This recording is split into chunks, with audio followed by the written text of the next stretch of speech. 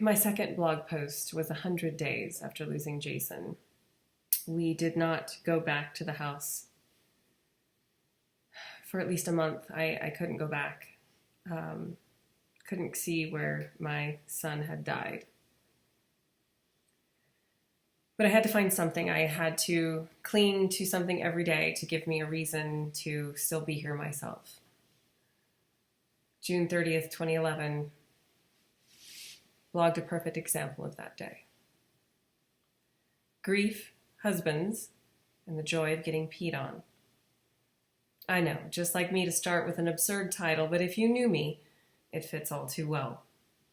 So as my last post indicated, I'm grieving a terrible loss. Grieving is almost too mild a word.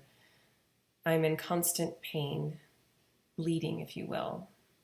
Bleeding from the heart on an hourly basis. Because that's what it feels like. Every morning that you wake up, it just hits you. The grief hits you like a lead blanket. It's just there. So to find relief, I cling to those young ones around me. I live through their eyes, their joy, the simple way they live without pain. I've bonded very closely with my son's friends and, of course, my 3 other boys for whom I live for. This is what carries me through and makes the everyday livable. So here I share the story of my beloved twins, for whom innocence still remains and the recognition of today's polite standards do not apply. Also keep in mind that these 2 beautiful boys are just 4 years old and a product of me and a father who finds humor in any bodily function. After a long day of continuous potty trips, wrestling, whining about toys, and their teenage brother on Xbox all day, I found myself at the joyous moment of bath time. I say joyous because we all know that bedtime follows bath time. I follow my regular routine of filling the bath, undressing the boys, taking them to the potty, and setting them down in the perfectly warm water.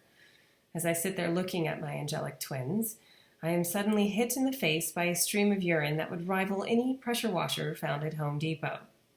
As I scream at Petey to stop peeing on his mother, I find that his extreme delight and his aim has hit my mouth, and I am now screaming with urine.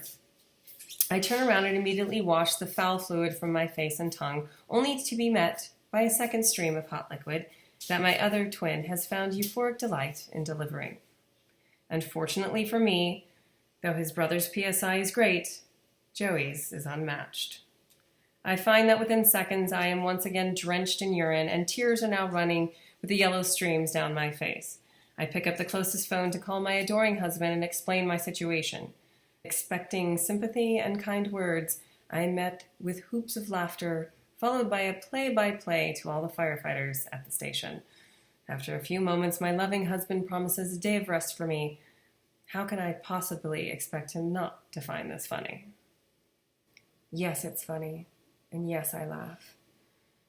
These are the small moments in life that make everything so special, so real, so precious. Quickly rinsing off, I found myself holding my children in my arms and falling asleep with them, instead of watching my own shows or calling friends. It's these moments that can pull you through, these moments where your friends and family and even work mean nothing. It's the children that bring solace.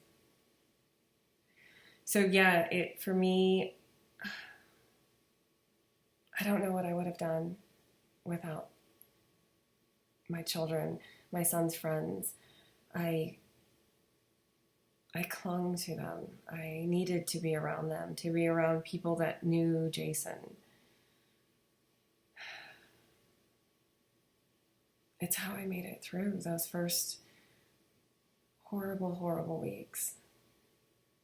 You have to find something, some tiny little moment each day, just one moment, to say maybe tomorrow I'll have another one. This is dedicated to all my son's friends, all of you whom have reached out and made my suffering easier by including me in your life. I love you. I really couldn't have made it without you. You know who you are. Jason forever. Forever, Jason.